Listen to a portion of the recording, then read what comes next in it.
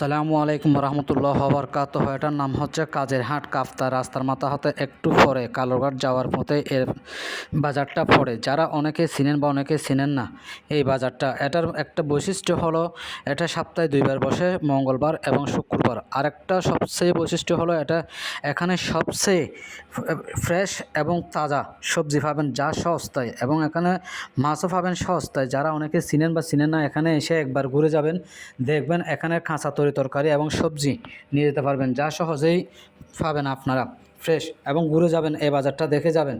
এটা হচ্ছে কাপ্তা, রাস্তা মাথার পরে চট্টগ্রামের অনেকেই চিনে, বা যারা কালোরঘাট আতাপাশে আছে তারা এখান থেকেই বাজারের উপর নির্ভরশীল, এখানে থেকে বাজার করে, কারণ এখানে সবজি এবং সস্তায় সবজিগুলো পাওয়া যায় যা আশেপাশে এলাকার থেকে আসে। বোয়ালখালী, সাতকানিয়া থেকে এখানে সবজিগুলো ফ্রেশ হিসাবে আসে।